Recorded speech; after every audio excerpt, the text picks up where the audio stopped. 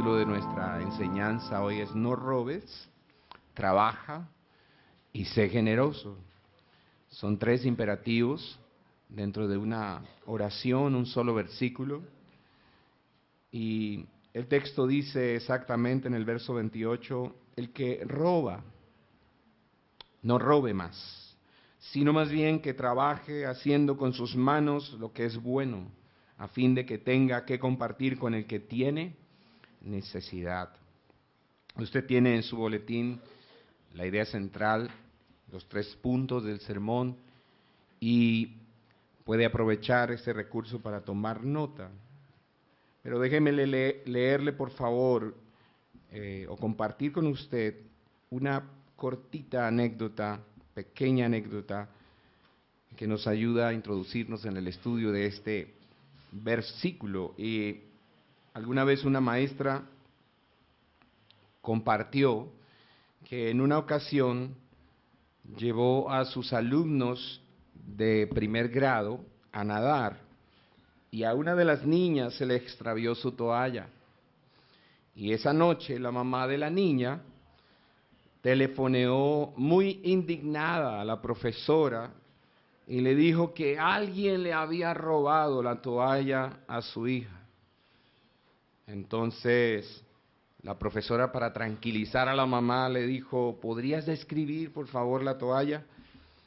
Y la señora le dijo, es blanca y tiene un letrero bordado que dice Holiday Inn.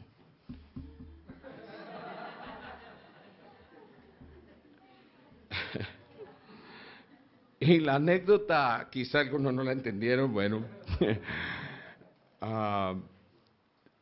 pero puede sonar graciosa y en realidad la anécdota conlleva un mensaje de exhortación para cualquier cristiano que piensa que no es ladrón porque no roba bancos, pero que puede ser un ladrón porque, por ejemplo, podría estar evadiendo impuestos, podría estar sobrevendiendo un producto o llegando siempre tarde al trabajo, eso es robar, o pagando injustamente a sus empleados también. Hay mucho cristiano que tiene empleado y paga muy injustamente a sus empleados, y eso también es robar. Una de las cosas que está afectando sensiblemente la obra de la iglesia es que muchos cristianos siguen ignorando los mandamientos, siguen pensando que los mandamientos no tienen nada que ver con el cristianismo hoy. Y no porque no conozcan los mandamientos, sino porque los violan sistemáticamente y no creen que eso pueda traer una consecuencia negativa sobre sus vidas o sus iglesias. Robar es un vicio social que no solo afecta la vida del ladrón, también afecta la vida de ¿quién? De su familia. Y si la persona que roba dice que es cristiana, eso también afecta a la iglesia local. Porque robar es lo contrario de trabajar.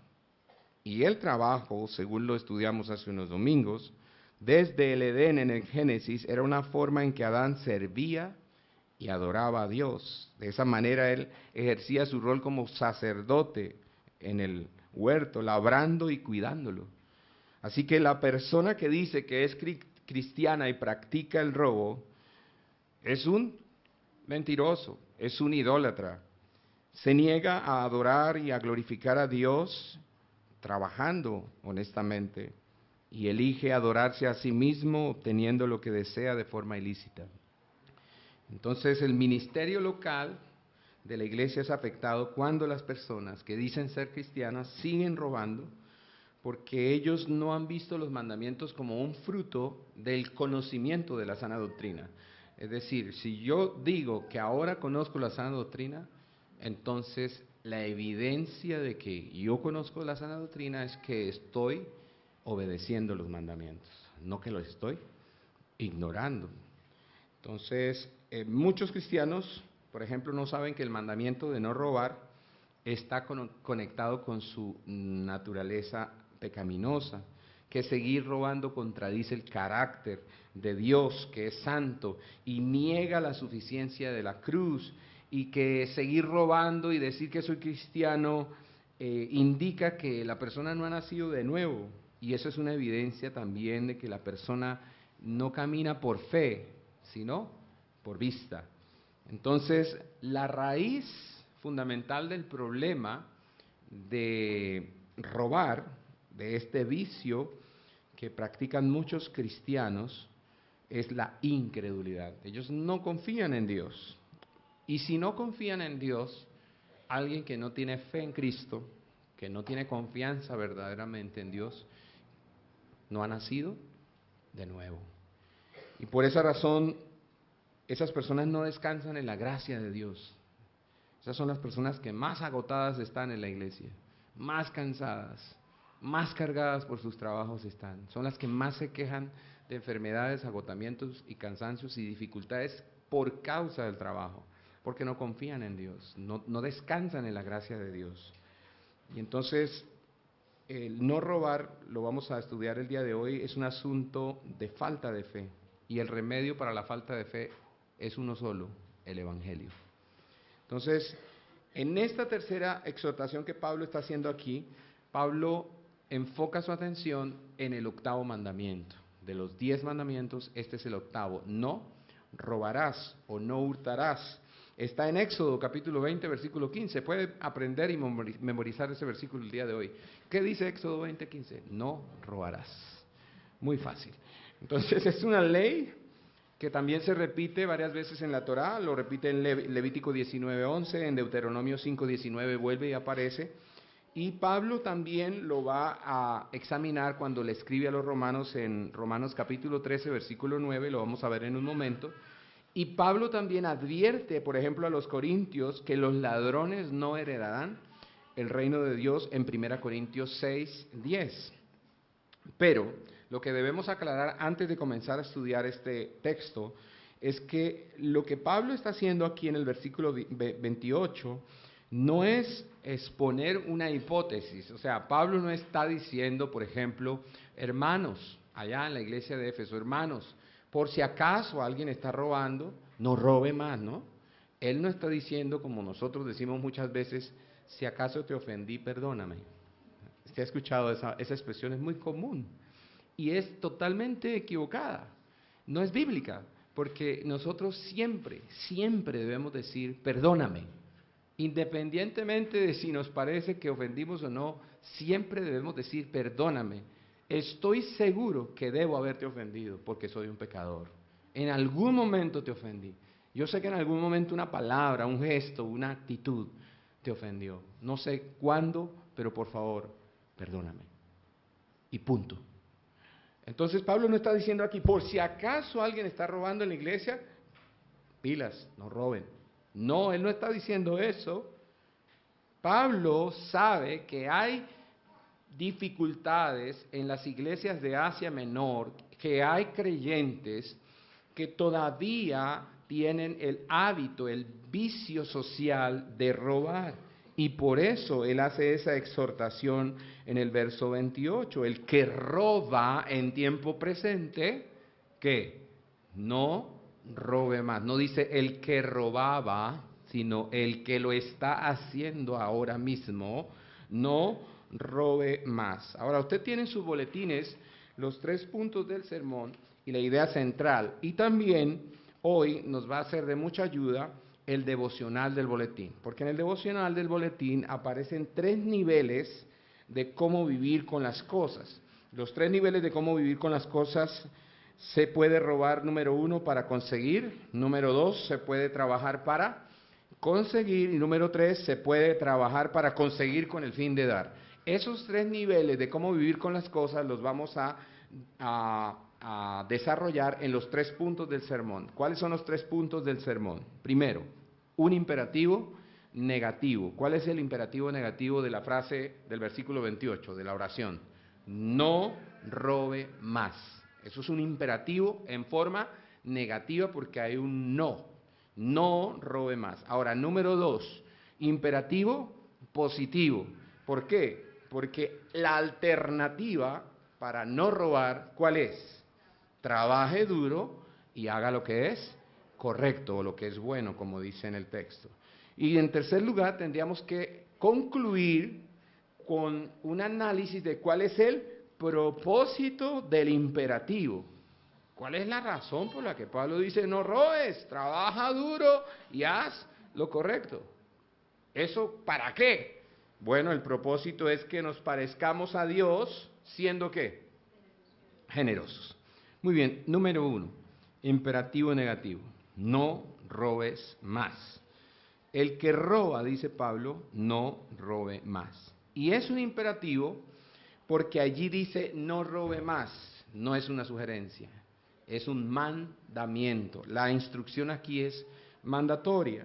Y todos los imperativos que encontremos en la Biblia como estos son instrucciones de Dios para que las hagamos con el único objetivo de mostrar a Cristo, de parecernos a Él, de exhibir el carácter de Dios y la gloria de Dios a este mundo, para que otros aprendan quién es Dios y cómo luce vivir bajo el gobierno de Dios.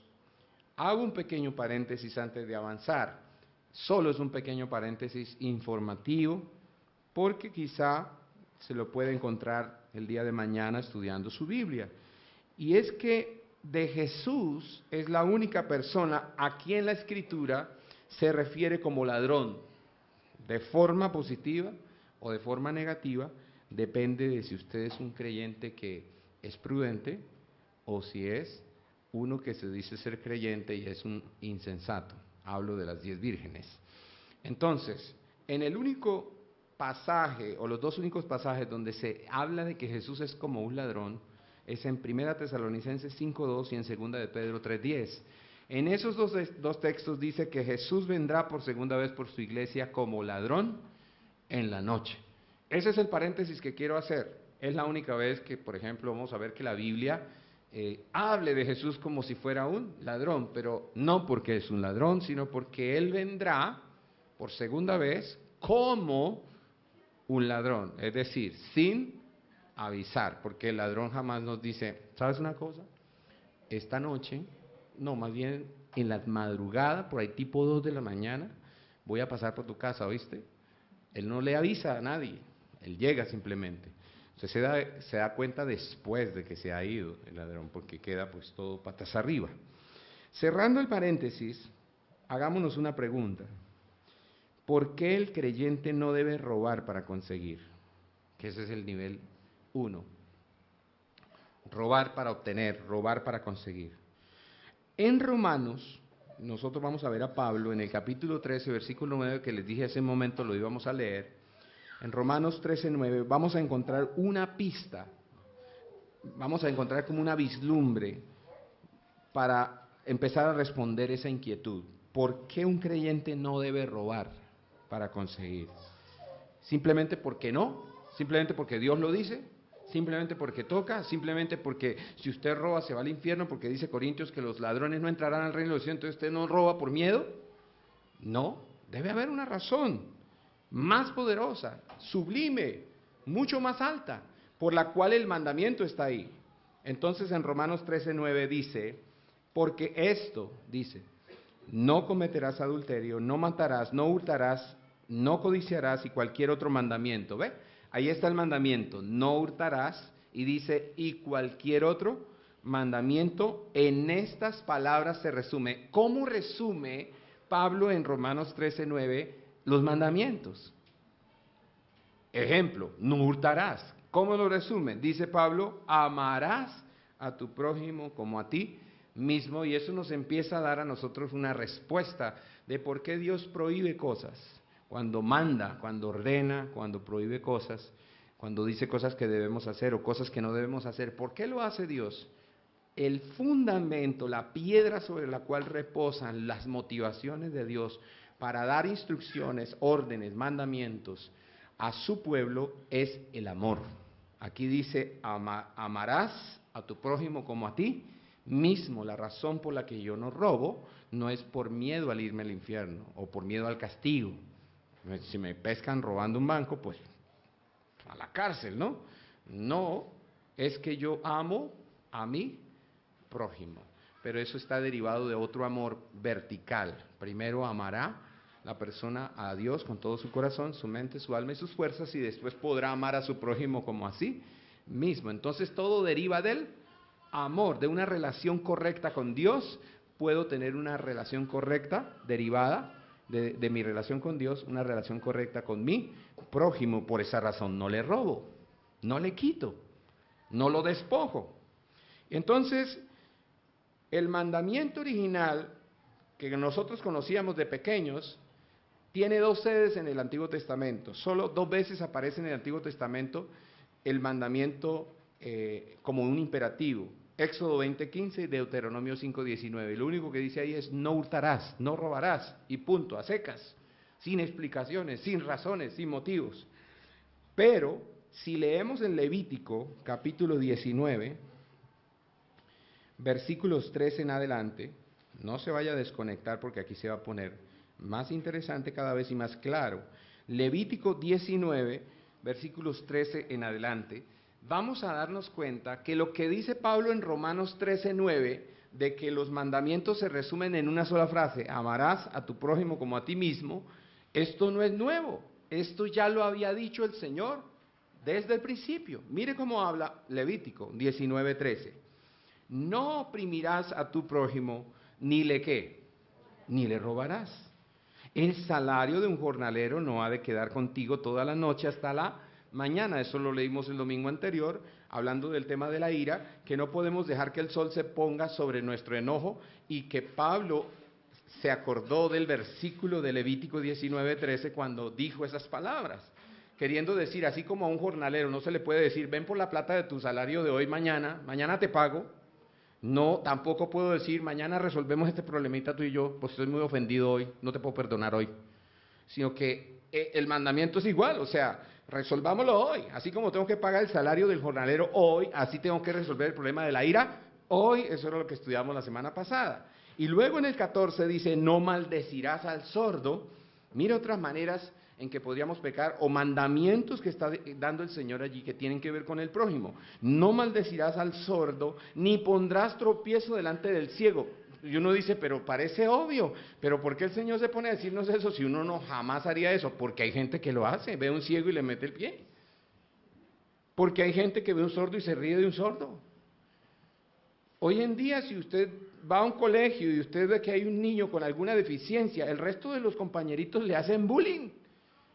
Y se van a reír y se van a gozar a esa persona y lo van a volver motivo de burla, porque esa es nuestra naturaleza. Entonces Dios, conociendo nuestra naturaleza, dice, no maldecirás al sordo, ni pondrás tropiezo delante del ciego, sino que tendrás, ¿qué? Temor de tu Dios. Yo soy el Señor. No harás injusticia en el juicio, no favorecerás al pobre, ni complacerás al rico, sino que con justicia juzgarás a tu prójimo. No andarás de calumniador entre tu pueblo, no harás nada contra la vida de tu prójimo. Yo soy el Señor. Versículo 17. No odiarás a tu compatriota en tu corazón.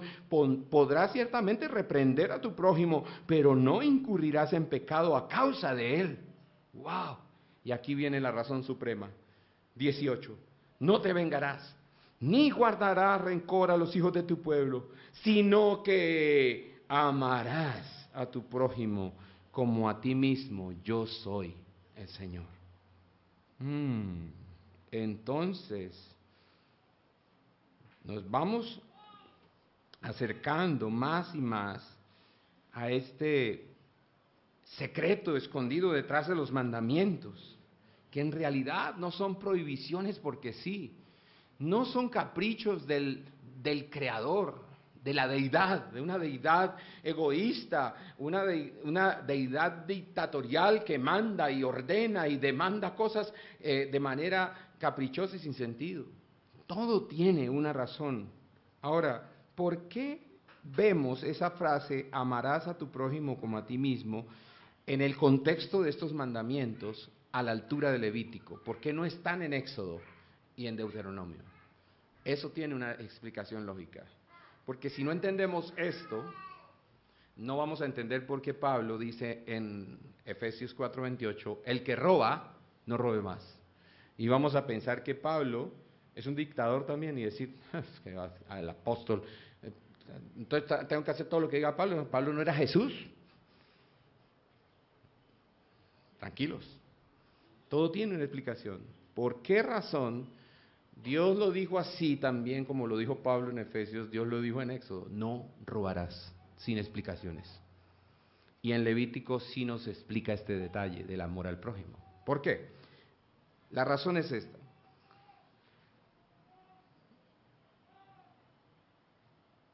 En Éxodo, ellos recibieron los mandamientos y el tabernáculo. ¿Dónde están en Éxodo? Hagamos memoria. ¿Dónde están en el libro de Éxodo? ¿Dónde está Israel? ¿En Egipto o en el desierto? ¿O en Canaán? Están en el desierto. ¿De dónde acaban de salir? ¿Cuántos años de esclavitud? 400. ¿Qué mente traen ellos de Egipto? ¿Mente de hombre, de gente libre o de gente esclava? Okay. En Egipto ellos llevan 400 años ver a los egipcios adorando una multitud de dioses. Se les ha distorsionado el concepto de adoración. Por eso la razón primordial por la que Dios le dice a Moisés que le tiene que hablar a Faraón, que deje salir a su pueblo, es para que vayan al desierto y hagan lo principal que deben aprender a hacer ahora: adorar a Dios, porque dejaron de hacerlo. No lo saben hacer. ¿Sí? Entonces, están en el desierto y allí Dios les da mandamientos. ¿Por qué les da mandamientos? Porque son personas con problemas en sus corazones, en sus mentes, en sus emociones, dañadas. Su vida está vuelta a pedazos por causa de la esclavitud. Y solo una regulación, una ley que los regule de manera sabia, como la ley de Dios, puede reformar sus vidas y hacerlos un pueblo libre verdaderamente.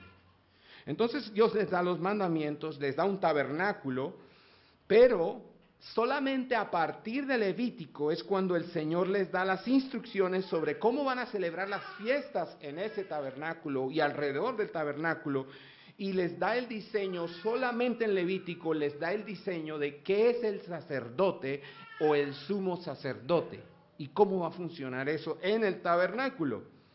Y esas son figuras todas que apuntan a Cristo, el mejor y verdadero sumo sacerdote. Entonces Dios viene enseñando a este pueblo que salió de Egipto con mentalidad de esclavos y con un corazón idólatra, los va a enseñar. ¿Por qué? Porque si van a ser su pueblo, entonces tienen que ser diferentes a todos los pueblos de la tierra. Y ahora hay algo todavía más especial en este asunto dentro del contexto de Levítico, porque aquí es donde el significado de no robar en Efesios 4:28 encaja perfecto en nuestro entendimiento el día de hoy. En Éxodo capítulo 19, versículo 6, Dios les dice a ellos: ustedes me serán un reino de sacerdotes y gente santa. Entonces, en Éxodo les va a anunciar lo que les va a ordenar de manera más clara y legislar de manera más específica en Levítico. En Éxodo les dice: ustedes van a hacer para mí esto, un reino de sacerdotes y gente santa. En Egipto ustedes vieron que todo el mundo adoraba a un montón de dioses, incluso Faraón demandaba adoración para él mismo y se erigía sobre el pueblo como un Dios, pero ustedes no harán eso. Ustedes adorarán y servirán solamente al único y verdadero Dios. Me serán un reino de sacerdotes. ¿Se le hace familiar? Porque eso era lo que tenía que hacer ¿quién? Adán en el huerto. Ser un sacerdote. Por causa del pecado se distorsionó esa identidad. Y Dios comienza a trabajar a través de toda la historia para restaurar en el ser humano esa identidad del ser humano. Y aquí está trabajando ahora con toda la nación que Él escogió para que sea su pueblo. Y le dice: serán un reino de sacerdotes, se diferenciarán de ellos en que ustedes adorarán a un solo Dios, serán monoteístas, al único y verdadero Dios, pero además serán gente ¿qué? Santa. Entonces la segunda cosa que ellos van a hacer es que ellos serán apartados del mundo para Dios, serán diferentes de los demás pueblos. ¿Y cómo se diferenciarán de los demás pueblos? Los mandamientos son para eso. Cuando Él les dice, por ejemplo, no comerán cerdo, en Levítico, ¿ok? ¿Para qué? Para diferenciarse del resto del mundo.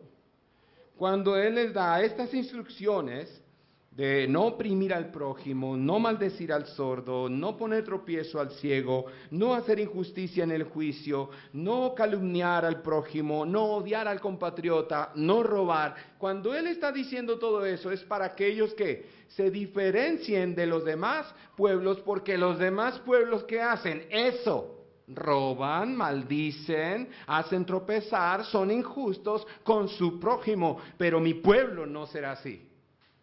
Es la razón por la que les da mandamientos. Entonces en Levítico es donde el Señor le da la instrucción a su pueblo que acaba de ser redimido, enseñándoles cómo es que ellos deben adorar a Dios, al único Dios verdadero, y obedecerlo.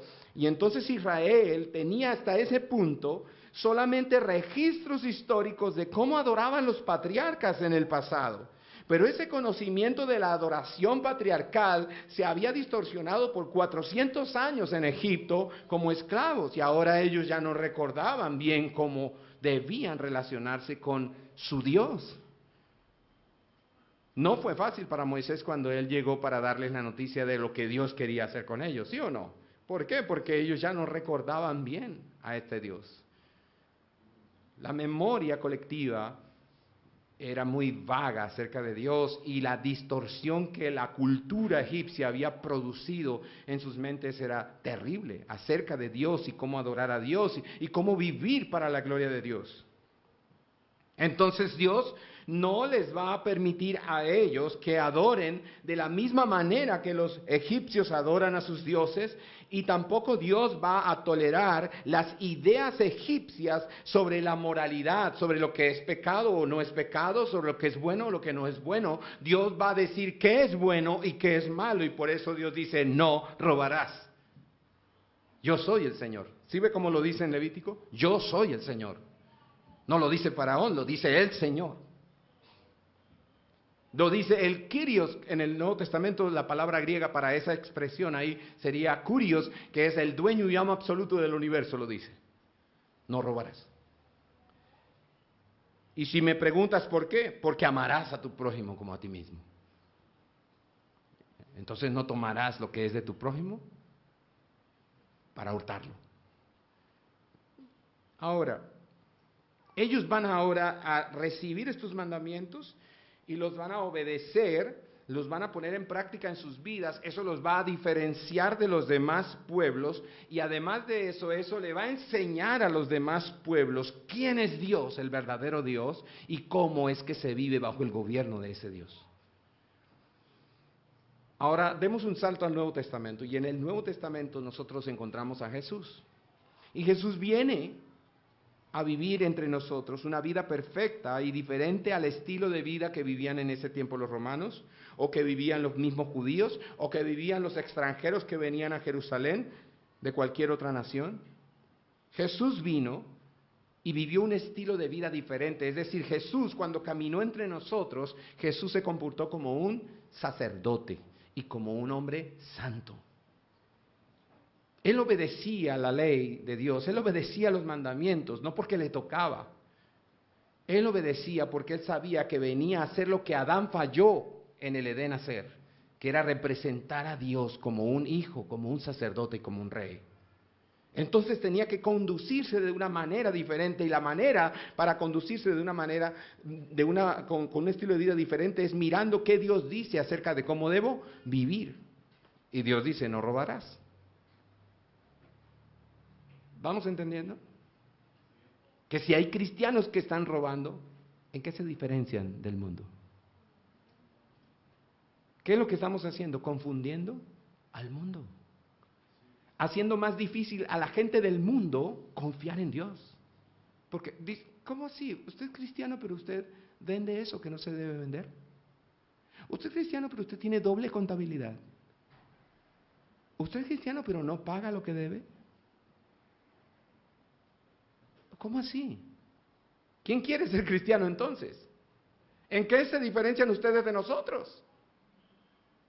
Y Dios, además de eso, no es glorificado, sino blasfemado.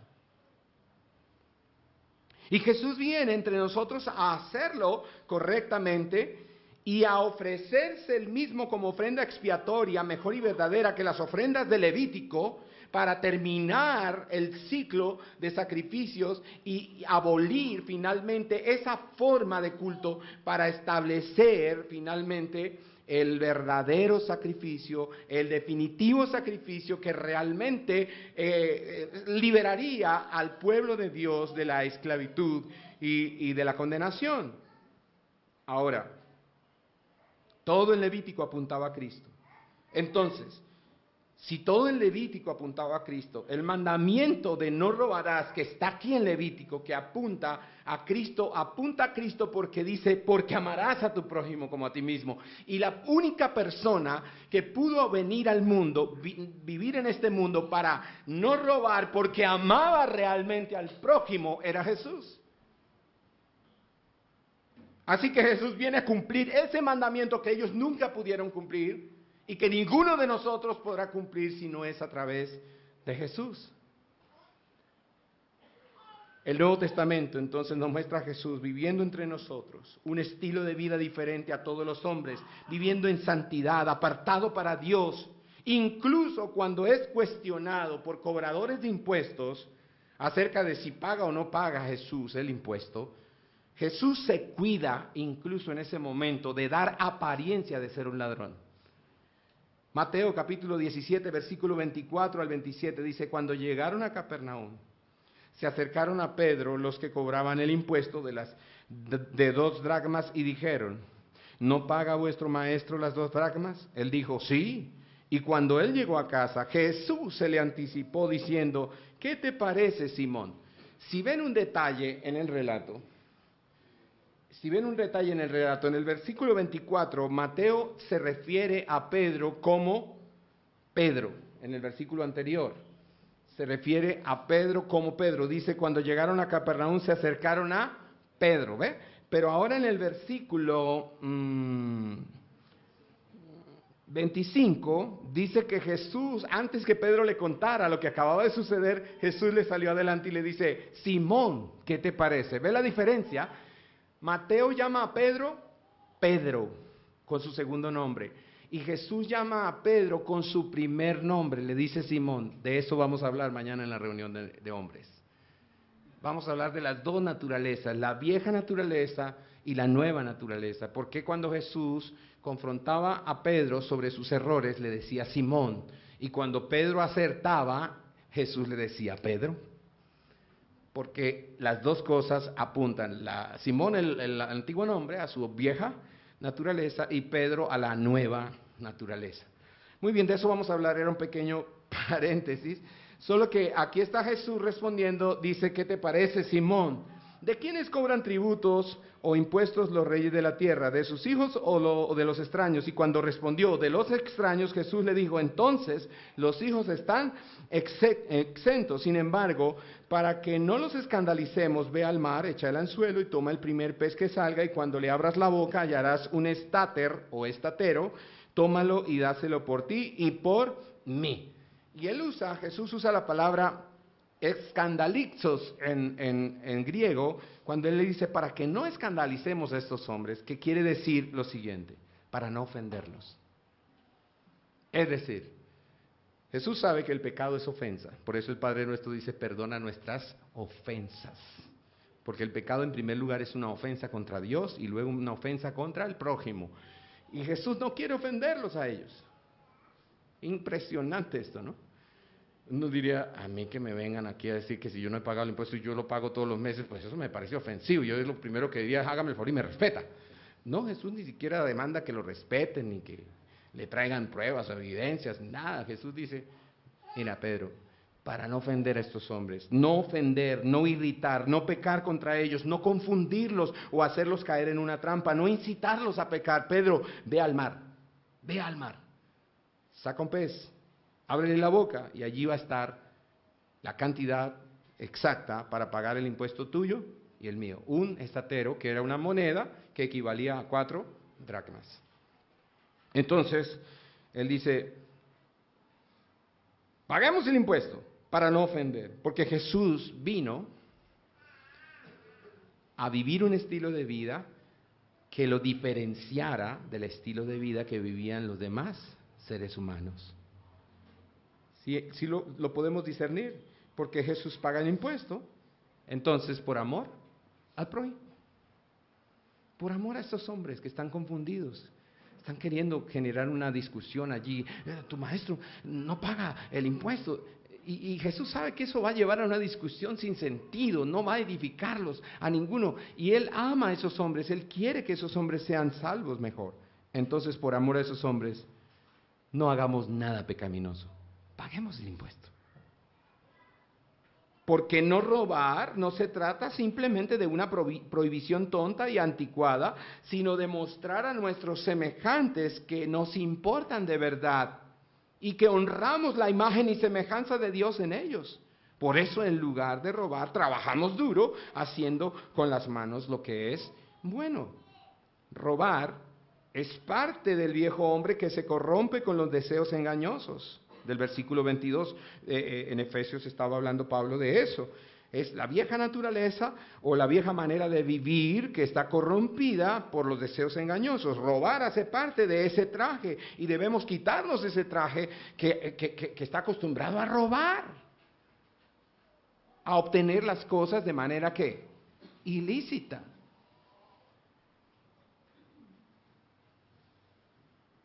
La otra vez, observando una película misionera de la vida real, sobre un misionero que va por allá a un país musulmán, en alguna escena de la película están en un restaurante, el protagonista con sus primos bebiendo algo, y entonces el mesero trae la cuenta, ellos pagan y el mesero devuelve más dinero de la cuenta a los muchachos. Y el chico que es el protagonista, que está allí como misionero encubierto, ellos son sus primos y no saben que él es cristiano, creen que todavía él es musulmán, pero ahora él es cristiano y él está allí para predicar el evangelio en ese país. Él se da cuenta que el mesero devolvió más dinero de la cuenta, y entonces los mira y les dice: devuelvan ese dinero. Y ellos, que son musulmanes, le dicen en la escena, le dicen: es la voluntad de Alá que nos quedemos con este dinero. Y entonces él le dice: no, la voluntad de Dios es que devolvamos lo que no es de nosotros. Y ahí empieza un conflicto entre ellos. ¿Cómo así? ¿De qué Dios nos hablas tú? Porque el Dios nuestro dice que esta es su voluntad. Entonces, robar hace parte de una vieja naturaleza, donde nosotros creíamos que quedarnos con lo que no es nuestro es la voluntad de Dios. Nos quitamos esa ropa vieja y nos ponemos un nuevo vestido. Y robar, para buena noticia de los oyentes, puede ser perdonado, como le sucedió al ladrón en la cruz. En Lucas 23:43, precisamente Jesús perdonó a un ladrón en la cruz.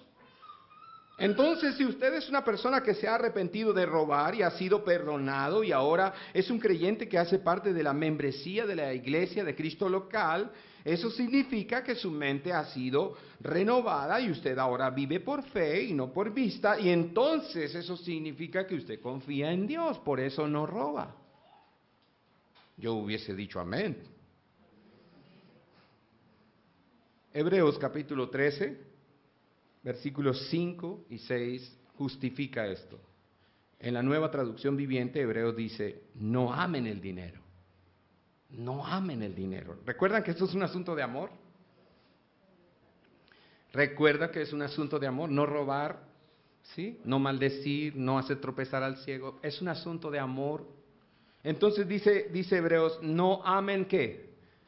El dinero. Cuando usted roba, ¿qué está diciendo? Que ama más el dinero que a Dios, que a las personas. Si usted lucha con el tema del dar en la obra de Dios, es simple. Usted ama más el dinero que a Dios. Es idólatra y quizá no ha nacido de nuevo, aunque usted se lo diga de mentira, se mienta a sí mismo creyendo que es cristiano y no lo es. Aquí dice: no amen el dinero, estén contentos con lo que tienen, pues Dios ha dicho, mire esto tan lindo, nunca te fallaré. Jamás te ¿qué? Abandonaré. Así que podemos decir con toda confianza, el Señor es quien me ayuda, por tanto no temeré. ¿Qué me puede hacer un simple mortal? Y esto nos lleva al segundo punto, al imperativo positivo. El negativo era no robes más. El imperativo positivo es trabaja duro y haz lo correcto, o más bien que trabaje haciendo con sus manos lo que es bueno. Aquí en este nivel vamos a revisar cómo se vive con las cosas, vamos a revisar cuando las personas trabajan nada más para conseguir. Entonces muchos profesantes cristianos viven en este nivel 2. Mucha gente cristiana está en este nivel 2. Porque casi todas las fuerzas de nuestra cultura instan a vivir en el nivel 2. Trabaje para conseguir, para pagar lo que debe, para comprar lo que necesita y para también comprar lo que se le antoja. Y entonces la Biblia nos empuja inexorablemente al nivel 3, si somos verdaderamente cristianos. No podemos ser del nivel 2, que trabajamos nada más para conseguir. La palabra dice en 2 Corintios 9:8, y Dios puede hacer que toda gracia abunde para vosotros, a fin de que teniendo siempre todo lo suficiente en todas las cosas, abundéis para toda buena obra. Trabajar para conseguir nada más no tiene sentido, porque eso es lo que hacen todos los gentiles. Trabajar duro, hacer lo correcto, nada más, eso no apunta hacia Dios, hacia la gloria de Dios. Eso apunta hacia nosotros mismos, nada más. Eso apunta a querer tener un nivel de supuesta prosperidad que Dios da. Eso no apunta al carácter de Dios, que es un Dios que trabaja desde el principio hasta el día de hoy, está trabajando todavía, y todo lo que hace es en gran manera bueno, y todo lo que hace es para el bien de sus criaturas. La NASA confirma que hasta el día de hoy siguen naciendo estrellas. Así que todavía Dios sigue trabajando, creando estrellas, creando galaxias, creando planetas, creando tantas cosas, todos los días. Entonces, dividiendo nuevamente en nuestra mente el libro de Efesios, la carta de Pablo a los Efesios, hemos estudiado del capítulo 1 al 3, doctrina profunda centrada en Dios, pero ahora a partir del capítulo 4, Pablo va a empezar a construir un modelo teológico para enseñarnos a obedecer a Dios. Y los versículos 22 hasta el 24, él habló de las dos naturalezas, la vieja naturaleza y la nueva naturaleza, que es de lo que vamos a hablar mañana con los hombres. Y entonces aquí en el versículo 25 comienza a dar instrucciones precisas de cómo es que se practica la obediencia a Dios, o cómo luce una persona que se ha puesto verdaderamente el vestido de la nueva naturaleza. En el 25 él dice, no mientas, habla con la verdad. Si realmente eres cristiano y te has vestido con la naturaleza nueva, la naturaleza de Cristo, tú hablas con la verdad, no dices mentiras. Versículos 26 y 27 dice, si te has vestido de la nueva naturaleza, entonces tú no guardas rencor, tú no andas enojado con tu hermano 2 días, 3 días, una semana, un mes, toda la vida. Tú perdonas, tú te reconcilias. Y versículo 28, si tú te has vestido de la nueva naturaleza, entonces tú no robas, tú trabajas duro, haciendo lo bueno y eres generoso. Pero no se nos olvide que eso funciona si entendimos los versículos 22 al 24, que hablaban de una vieja naturaleza de la cual nos despojamos y una nueva naturaleza de la cual nos vestimos. Entonces es como si Dios estuviera diciendo lo siguiente: obedecer los mandamientos de Jesús es como quitarse un viejo yo y ponerse un nuevo yo, porque el viejo yo es corrupto debido a los malos deseos que provienen del engaño, y el nuevo yo se crea a semejanza de Dios en justicia y santidad de la verdad. Para finalizar este segundo punto, 2 cosas cruciales. Es Dios el que crea el trabajo. Dios es el que ordena el trabajo. No se enojen con Pablo. No se molesten con el apóstol Pablo diciendo, qué tipo tan aburrido, mandando a trabajar, quiten eso de allí. Quizá mi papá me va a decir, escuchó hijo, escuchó, ahí dice la palabra que hay que trabajar duro. Y entonces usted dice, me molesta, me enoja que me digan que tengo que trabajar, pero no se enoje con Pablo. No se enoje con el pastor, fue Dios el que creó el trabajo. Dios diseñó el trabajo. Dios no creó el robo. Dios no diseñó robar, Dios diseñó trabajar como la forma de obtener lo que necesitamos, y por eso en el huerto Adán no estaba flotando en una nube esperando que la comida le llegara todos los días sin hacer nada. Él tenía que labrar, cultivar y cuidar el huerto. Entonces, el trabajo no es una maldición, como dice el negrito del batey. No, el trabajo no es un castigo.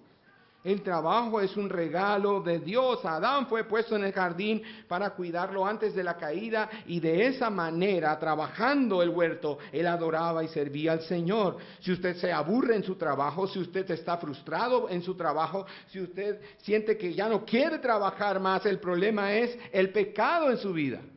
No porque el trabajo en sí mismo sea malo.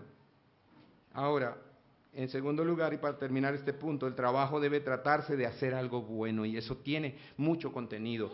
Cuando Pablo dice que más bien trabaje en lugar de robar, no queda ahí nada más. Él dice que más bien trabaje, luego dice haciendo con sus manos lo que es bueno, y eso tiene que ver con que su trabajo debe consistir en hacer algo bueno. Dios no es indiferente al trabajo que usted tiene. ¿Por qué? Porque le pertenecemos a Dios. ¿Por qué? Porque Dios es nuestro jefe principal, y porque todos le daremos cuentas a Dios de cómo fue nuestra vida laboral. El texto dice que en lugar de robar, trabaje, pero no solo eso, dice que trabaje haciendo lo que es bueno. No que trabaje en cualquier clase de trabajo que a usted le parezca, sino en una forma de trabajo que sea buena, y debe entonces examinar su trabajo. Hacerse preguntas el día de hoy: ¿es bueno lo que estoy haciendo con mis manos el día de hoy? ¿Trae gloria a Dios el trabajo que yo hago? ¿Me ayuda o me impide servir a Dios mi trabajo? ¿Mi trabajo me está apartando de Dios? ¿Me está separando de la comunión con Dios y de la comunión con mi familia y de la comunión con la iglesia? Porque el trabajo que hagamos, dice Pablo, tiene que ser bueno, no malo. Estoy siendo generoso con los recursos que recibo de mi trabajo, porque el trabajo tiene como fin esa meta. No que usted pague sus compromisos y compre las cosas que usted quiere tener, sino que usted tenga para dar a los necesitados. Y si no, usted es cristiano nivel 2, solo trabaja para conseguir.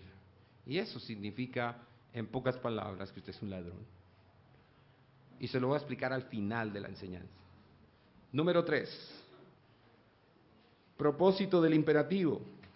Ya hemos visto el imperativo negativo, no robes más. El imperativo positivo, trabaja duro y haz lo correcto. Y ahora, ¿cuál es el propósito del imperativo? Parecernos a Dios siendo generosos, a fin, dice Pablo, de que tenga que compartir con el que tiene necesidad. Entonces, aquí en este nivel de cómo vivir con las cosas, la persona puede trabajar para conseguir, pero con el fin de dar. ¿Cuál es el fin de no robar entonces? ¿Por qué trabajar duro y hacer lo correcto? ¿Por qué Dios bendice a una persona con abundancia, pero a una persona que trabaja con honestidad, haciendo lo bueno? ¿Por qué Dios la bendice? Para que podamos tener lo suficiente para vivir nosotros, es decir, para cubrir nuestro presupuesto. Y en segundo lugar, a continuación, para que con el resto nosotros hagamos toda clase de buenas obras que alivien la miseria espiritual de otros y la miseria física de otros. Aquí solo hay un pequeño problema, que para que podamos no robar y trabajar duro haciendo lo correcto con el fin de dar al que necesita, hay un pequeño problema. Y es que la gente no tiene presupuesto. El problema de la mayoría de matrimonios cristianos es que no quieren hacer presupuesto. No quieren sentarse a elaborar un presupuesto de gastos, de entradas y salidas, para administrar correctamente sus recursos. La lucha, la batalla de muchas parejas es esa. Yo no sé cuánto se gana él, porque él no quiere decirle a ella cuánto se gana. ¿Por qué? Bueno, ustedes lo saben, señores. Cada hombre tiene una razón diferente. ¿Es bíblico eso? ¿Es correcto eso? ¿Que su esposa no sepa cuánto se gana usted? No, no es correcto. Es pecaminoso. Y lo mismo ellas, cuando trabajan y devengan, ellas tampoco quieren que él sepa exactamente cuándo es lo que ella se gana, porque ella está... A mí me pasó en la época en que trabajábamos los dos, mi esposa trabajaba, yo trabajaba. Yo recuerdo que ella, de lo que más le costó trabajo, cuando ya dejó de trabajar para dedicarnos 100% al ministerio, 10 años trabajó en un periódico, y a los 10 años de dejarlo todo y ahora acostumbrarse a depender de su esposo era difícil. Ella me decía, a mí me cuesta trabajo tener que pedirle para mis cosas personales. Yo antes podía disponer de mi salario, para mis cosas personales. Y ahí está la lucha. Y mientras eso no se resuelva en el matrimonio, no podemos ver familias en las iglesias no robando, trabajando duro, haciendo lo correcto con el fin de dar, para aliviar la miseria espiritual, es decir, dar para que se siga predicando el evangelio que resuelve la miseria espiritual de las personas, y dar para ayudar en las necesidades físicas de otras personas. ¿Cuándo se alcanza entonces la meta y el propósito que Dios tiene para su pueblo con los mandamientos? No se alcanza entonces simplemente con no robar, ¿cierto? Ahí no alcanza, ahí no hicimos nada. ¿Qué hicimos? Un 30%.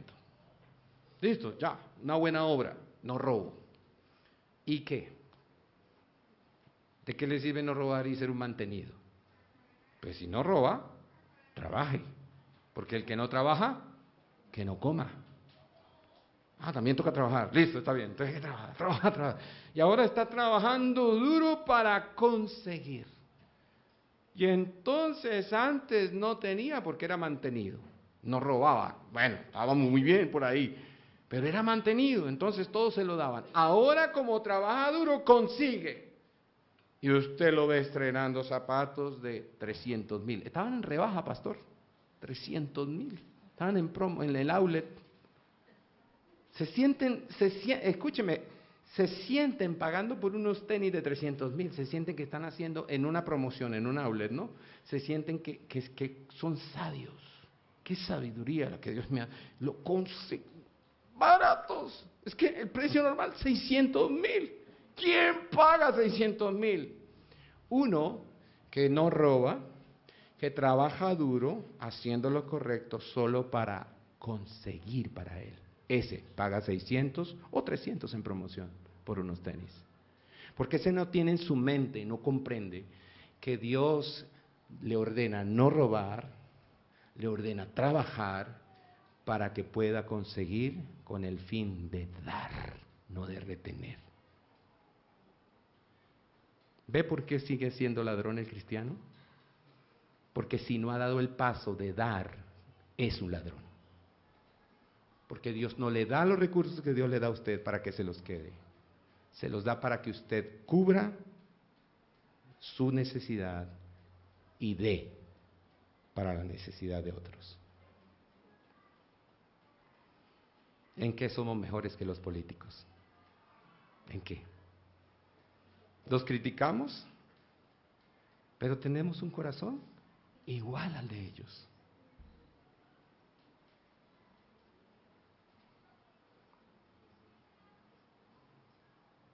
Entonces se cumple el propósito de Dios para su pueblo con sus mandamientos, no solo con dejar de robar, no solo con trabajar duro con sus manos haciendo lo correcto, se cumple cuando usted avanza más allá y la meta de Dios con el imperativo de este versículo 28 se alcanza para su pueblo cuando el pueblo trabaja para tener lo suficiente para ellos, pero también para poder dar a los necesitados. Ahí se cumple. Entonces el imperativo de Dios envuelve toda mi vida, incluso mi trabajo secular, y lo convierte en una obra de gracia Y yo veo ahora mi trabajo, mi profesión, lo que yo hago para conseguir recursos, para pagar mis responsabilidades y conseguir lo que necesito, yo lo veo ahora como un medio de gracia de Dios. Dios me dio esta herramienta, se llama un medio de gracia, se llama trabajo, y Dios quiere que la use para cubrir mis necesidades, pero también para cubrir la necesidad espiritual de muchos, dando en la iglesia para que se siga predicando el evangelio, que atiende la necesidad espiritual de muchos, y dando para la necesidad física de otros. Hoy vamos a entregar 5 mercados. Pero la iglesia tiene que ir más allá, mis hermanos. La iglesia tiene que ser capaz de ayudar a los pobres, la iglesia tiene que ser capaz de ayudar a los niños huérfanos, la iglesia tiene que ser capaz de abrir comedores infantiles, la iglesia tiene que ser capaz de sostener misioneros. No podemos enviarle toda la vida la misma ofrenda al misionero en Venezuela, tenemos que aumentar la ofrenda lo más pronto posible, pero eso solo es posible cuando la gente cambia la mentalidad, cuando la gente deja de pensar que lo que hace es solo para conseguir lo que quiere. Lo que hacemos es un don de Dios, es gracia de Dios para que podamos mostrar el carácter de Dios. Y el carácter de Dios tiene que ver con los demás, porque amarás a tu prójimo como a ti mismo, porque no robarás, porque sí, no robarás porque amarás a tu prójimo. No robarás porque amarás a tu prójimo. Y no voy a citar Malaquías para no ponerlos nerviosos. Pero hay mucha gente que tiene esa misma experiencia. Es lo mismo, es el mismo fundamento. Si hiciéramos Malaquías una revisión, aunque eso es solo para Israel, y no vamos a tener tiempo de explicar si aplica o no aplica, y no es el punto, mis hermanos. El punto es que el mundo en el que vivimos, funciona con recursos. Usted no puede ir de un lugar a otro si no tiene dinero. Hay lugares donde usted no se puede mover de un lugar a otro si no tiene vehículo. Punto. Así que, ¿cómo se obtienen esos recursos? Si los cristianos están pensando que deben vivir estilos de vida de acuerdo a lo que se ganan, o incluso peor, que deben vivir estilos de vida de acuerdo a lo que ni siquiera se están ganando.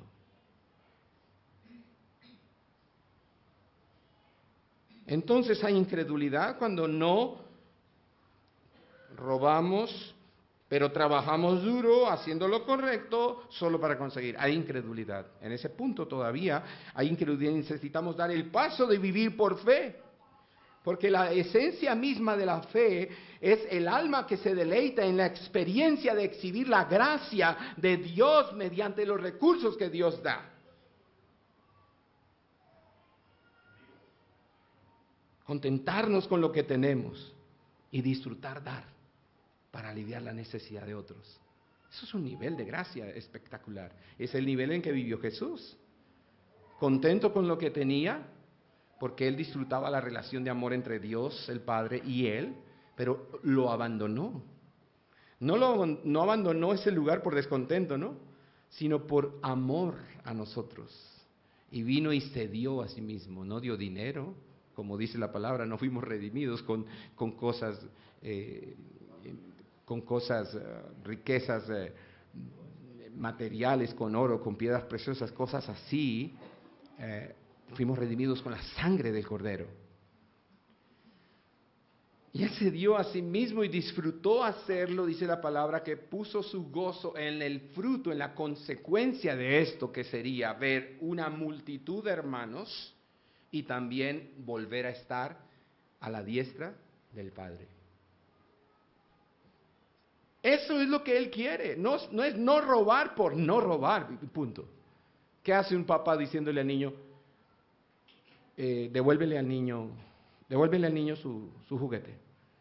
Y arman la discusión y la gritería y hasta juetea, hay lágrimas, hay todo un show. Y por ninguna parte salió el mandamiento supremo de amar al otro niño como a él mismo. Simplemente fue represión de la conducta que es indeseable, pero no fueron al corazón de la conducta. Y el corazón de la conducta es no quiere devolverle el juguete porque él no ve en el otro la imagen ni la semejanza de Dios. Es un ególatra. Es un idólatra, decía Martín Lutero de sus hijos. Es un idólatra. Y a ese idólatra hay que destruirlo. Y entonces, hemos estudiado 3 cosas cruciales del día de hoy. Un imperativo negativo, que es, no robes más. Un imperativo positivo, que es, trabaja duro y haz lo correcto. Y en tercer lugar, un propósito de ese imperativo, que es que nos parezcamos a Dios, que es, ¿qué? Generoso. En el mundo a ustedes te van a seguir diciendo, trabaje, trabaje, trabaje para que consuma, consuma y obtenga y consiga. Y el mundo nos engaña pensando que tenemos que ganar un salario cada vez más alto y vivir entonces un estilo de vida de acuerdo al salario que me estoy ganando. Dice John Piper, hablando en dólares, que la gente piensa que porque se gana un salario de 6 dígitos, debe vivir un estilo de vida de 6 dígitos. Me lo merezco. Bueno, ahí hay muchos famosos actores, deportistas, gente famosa cristiana, con muchísimo dinero. Y usted dice, pero ese estilo de vida no se parece al de la Biblia. O sea, ¿cómo puedes decir que eres cristiano, te ganas tanto dinero y no das? No eres generoso. ¿Cómo desperdicias el dinero? Se entera uno de personas que dicen que en un fin de semana estaban ansiosos, tenían como depresión, se fueron al centro comercial y se gastaron $25,000 en ropa. Y uno dice, wow, $25,000 en ropa, por Dios. Yo cuando necesito camisetillas de estas que van debajo de la camisa, voy allí al centro, ahí en la plaza de mercado del centro, hay unos almacenes donde venden camisetas, blancas, amarillas, azules, rojas, de todos los colores, en cuello en V, perfectas para colocar debajo de mi camisa, ¿cierto? ¿Y a cómo son? A 6,000 cada una. Compro 3. Me alcanza con 20,000 para 3. No, ellos tienen que comprarse $25,000 y dicen, soy cristiano.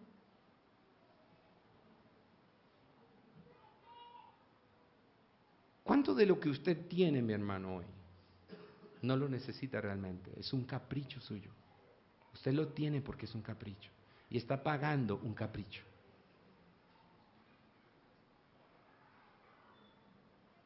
En ese sentido, le dije que al final se lo iba a decir, en ese sentido es que muchos creyentes o muchas personas que dicen ser cristianas son ladrones realmente.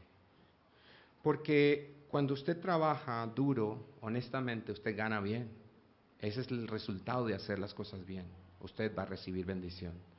Pero eso no es suyo.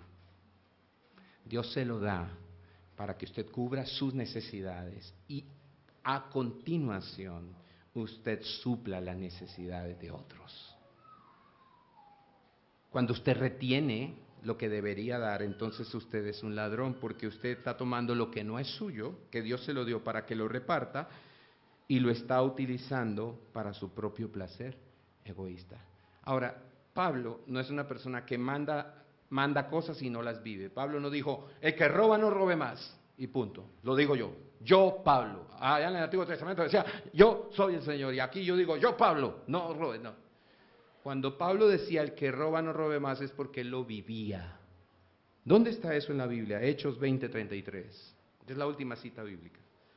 Hechos 20:33 al 35 dice, en la versión en la versión de las Américas dice, ni la plata, ni el oro. Fíjense esto. Mire qué lujo, qué lujo, qué lujo de pastor. Se parece a los pastores de hoy. ¿Ni la qué? Ni la plata, ni el oro, ni la ropa de nadie he codiciado. ¿Cuántos quieren tener un pastor así? Esa es la idea, mis hermanos. Yo digo, amado, yo deseo que seas prosperado en todas las cosas, así como prospera tu alma, pero que Dios me dé esta gracia. Que cuando yo lo vea a usted prosperando, no empiece a decir, las camisas Tommy, ¿no? Y yo compro esas de la plaza, de 6,000. Y yo soy el pastor. No. Ahí dice, ni la plata, ni el oro, ni qué, ni la ropa de nadie he codiciado. Vosotros sabéis que ¿qué? Que estas manos me sirvieron para mis propias necesidades y las de los que estaban conmigo. En todos mostré que así que, trabajando, debéis ayudar a los débiles y recordar las palabras del Señor Jesús, que es más bienaventurado dar que recibir. Hasta que entendamos esto, la iglesia va a prosperar financieramente.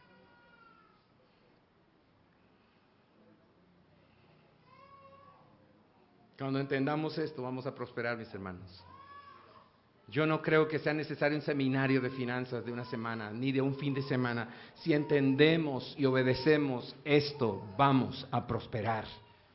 Dios le seguirá dando a aquellos que hacen que el dinero fluya. A aquellos que cuando reciben, pagan sus compromisos, sus deberes y responsabilidades y dejan que el recurso fluya para suplir las necesidades espirituales de otros y las necesidades materiales de otros. Y disfrutan hacerlo porque saben que están mostrando el carácter y la gloria de Dios. El que roba, dice Pablo, no robe más, sino más bien que trabaje haciendo con sus manos lo que es bueno, a fin de que tenga que compartir con el que tiene necesidad. Qué palabra bella. Compartir, la palabra en latín para eso es la palabra comunión, que es lo mismo que tener un pan para todos juntos, un solo pan que vamos a partir todos y lo vamos a disfrutar juntos, un solo pan para comer juntos. A su nombre, gloria. Vamos a orar, mis hermanos. Que Dios nos ayude. Qué buen consejo el de Pablo.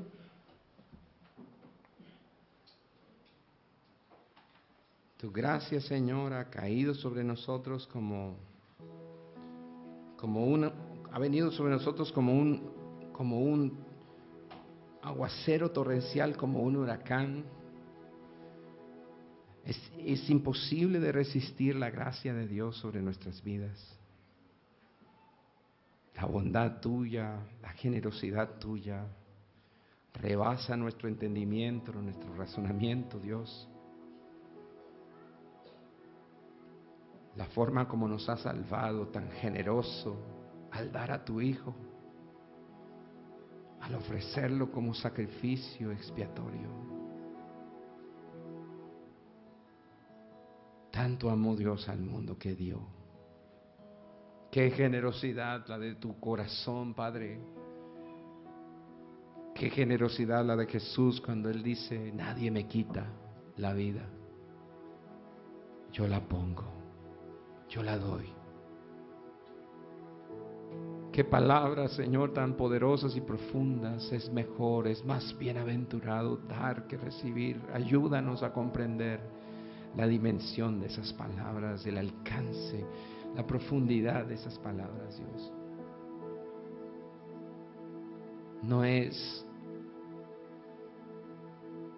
fácil para esta mente caída, no es fácil para esta naturaleza nuestra, Señor, pero es fácil para ti, porque para ti no hay nada imposible.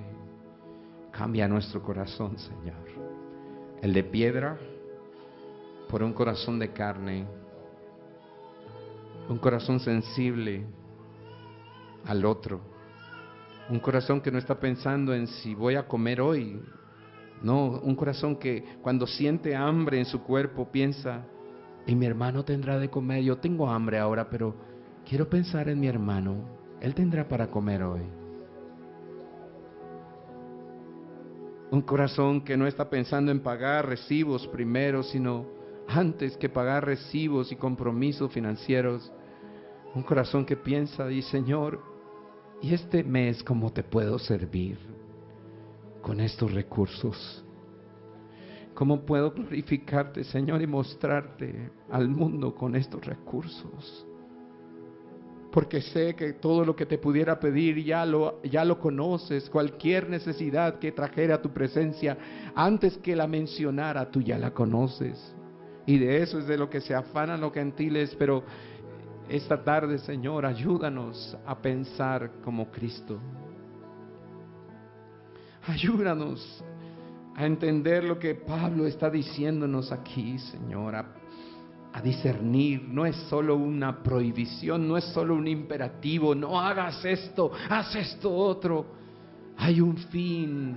El fin le da sentido al imperativo, el fin hace hermoso al imperativo, el fin hace agradable el imperativo, el fin es tener lo suficiente para compartir con el necesitado, Señor. Tu gracia nos ayude. Te lo rogamos, Dios. Te lo rogamos por los méritos de tu Hijo Jesucristo.